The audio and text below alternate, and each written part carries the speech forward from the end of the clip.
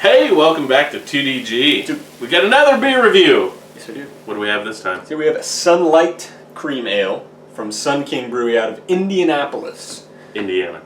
Yes. This beer used to be very easy to get, at least up here in the northeast corner. Of Indiana. Yeah, and we took a trip to the brewery. He didn't, I did. And what they said was they were pulling back from a lot of the markets in-state because they wanted to copy the model that New Glarus has. And if you don't know what I'm talking about, check out Spotted Cow, one of our first reviews. Which is also a cream ale. Yeah, and really become kind of like the brewery of Indiana. Good luck. I think we already have one of those. But anyway, so what they wanted to do was that, and so they pulled back to make sure they could really blanket the immediate area around Indianapolis. So just this past week, they started getting back up to the northeast corner, at least where I'm at. So yeah, picked up one. I was like, yeah, let's review it. Why not? Plus, I've never had this one, mostly because it's a cream ale, and I kind of passed over those every time. So let's give it a fair share. Plus, we just did that Steel Reserve video, so we need something else. So, let's bust this open. Let's do it. I'm excited to change the flavor in my mouth.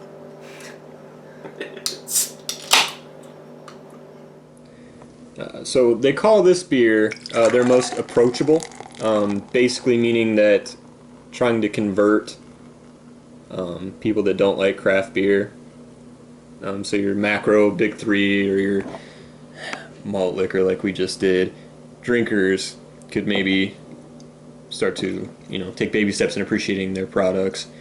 Yeah,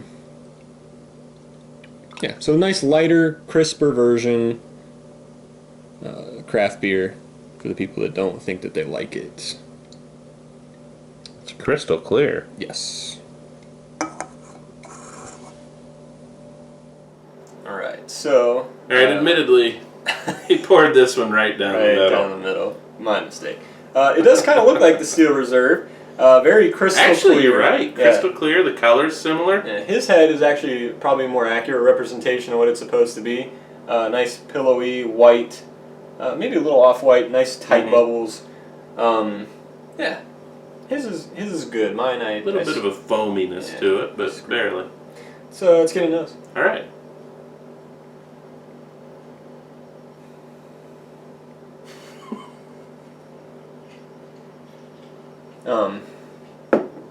Number one, this beer actually smells real, so that's nice. Like we said before in the Steel Reserve video, it does have kind of like that malty kind of smell to it, but it also has like a nice corn generic kind of smell to it. This one you can tell they're using actual real malts.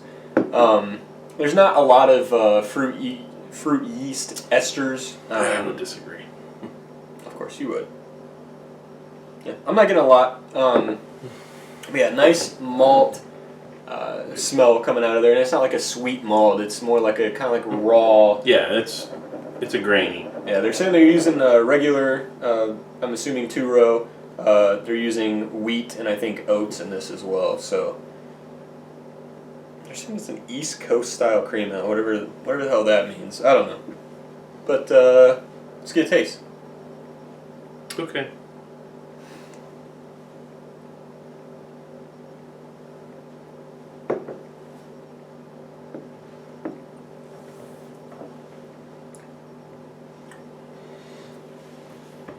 Go ahead. I'm anxious. Rather thin, bit on the bitter side, and I don't mean from a hop bitterness, just kind of almost a tannic bitterness.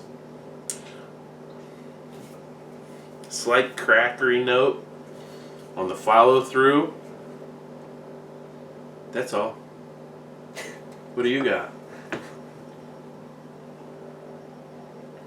Well, to start, a much less cynical tone. Yeah, so for what it is, so the body is thin. It's nice, crisp, kind of clean beer. You do get like kind of like that raw, malted barley, oaty, weedy kind of flavor in the middle to maybe mid-front, and then it finishes nice and clean. No real aftertaste. I do get what you're saying about the bitterness, and it is kind of tannic, like you said. I can't find the IBUs on here. I want to say they're really, really low. Oh, they have to be. But yeah, overall, I mean, it's what it is. It's a nice, refreshing, light, clean, easy drinking beer that tastes real to me. Yeah,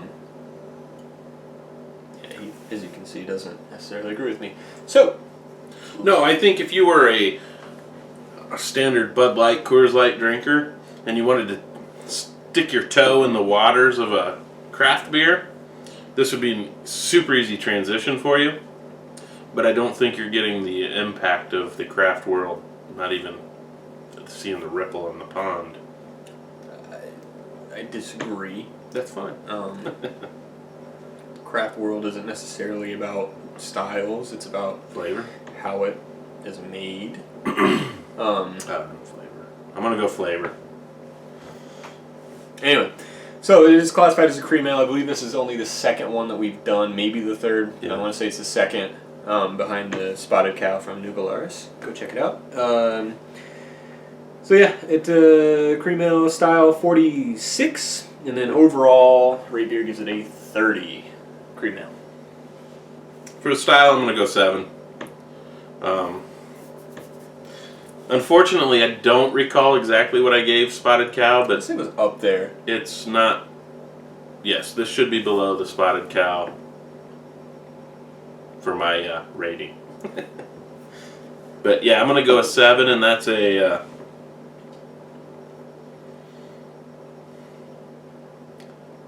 That's a negotiable 7. Negotiable. Okay. I'll go. That's a complimentary 7. I'll go 7, and I'll say it's a solid 7.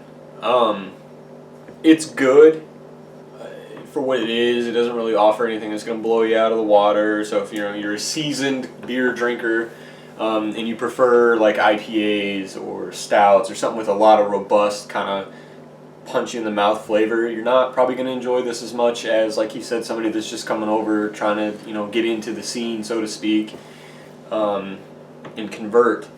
But I mean, for what it is, it's good. I mean, it's a lake beer. It's 5.3%, so it's sessionable. You can drink these all day if you choose to. I could see someone doing that. Yeah, I mean, it's not bad beer at all. Overall, I'll go 6.5. I probably won't ever. I probably won't seek this out again. I'm not a fan. However, if I had my druthers, I would choose this over Bud Light, Coors Light, any of that stuff in a second. Okay. Number one, because you're supporting a craft brew industry. I know that shouldn't really factor in flavors, but it tastes more clean and natural than a lot of the macros.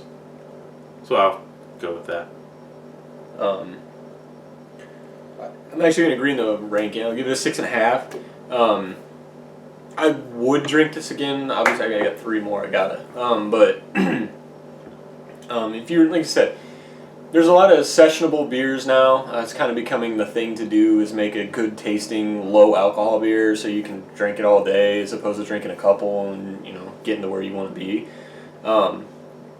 Would I pick this one over a sessionable IPA? Nah. Nope. No. But if you're like, hey, we're going to the lake, bring, just a, clean beer, whatever. I'd pick this easy, and way easier than I would pick a Bud or any of the crap like that. We have to review Bud. Just regular, yeah, we haven't. God, I thought that was one of the ones we were going to do very first. But yeah, like you said, it tastes more real, like real ingredients. I mean, a lot of people say you can't tell. You can tell. You can tell. You can absolutely tell. It's the same way with grass-fed beef versus corn-fed beef, You can look at the It's color all about and the see marbling. that. Well, but you can look at the color and see grass-fed meats are so deep red versus a bright red, of a corn-fed. It's the acids that are produced. But anyway, different topic. Sorry. Very different topic. You can tell. Yeah, it's not bad. I don't think we're being unfair though with our No. rankings at all. I would like to go down. I have not visited this brewery, and I would like to go to this brewery, and I would like to try this on draft. As I didn't try any of the. I think they have basically 3 for their core brand. They have the Sunlight Cream Ale. They have the Weemac Scotch Ale or Scottish Style Ale. I like the Weemac. And then the Osiris Pale Ale, which I've had the Osiris, and it's above average. I think I've had Osiris before. But while we were there, they did have a couple of different ones. I think I had a Imperial Style aged in rum barrels with coconut. I want to say maybe the coconut wasn't there, but it smelled a lot like coconut. It was really good, and I think that's a neat twist. Yeah, I like that. Yeah, and the other beer that we had was a really light beer, but it was made with crab apples. Ah, interesting. It was interesting. So they're pretty cool to check out if you're near them or in Indiana or whatever. I'd recommend going. It's pretty cool. Indianapolis is a pretty cool town for middle of nowhere, USA. Check it out. Yeah. Also, check out our channel. Like, comment, and subscribe. Let us know what you think about the Sunlight Cream Ale from Sun King. Maybe we're being unfair. I don't know. Yeah, if you've never had it. You pretty much got to come to this state only. Yeah. It's like he said, it's like a New Glarus of Indiana. We're forcing you to come here. Wow. Yeah. Do you know what? While you're here, you can just come right up through Louisville, hit ATG, come on up to Indianapolis. There's a whole bunch in between there. And then you go all the way up to the northwest corner and hit the Three Floyds. In Munster. With a lot in between. So, hey, it'd be a good trip for you. Come on over. 2DG. See ya.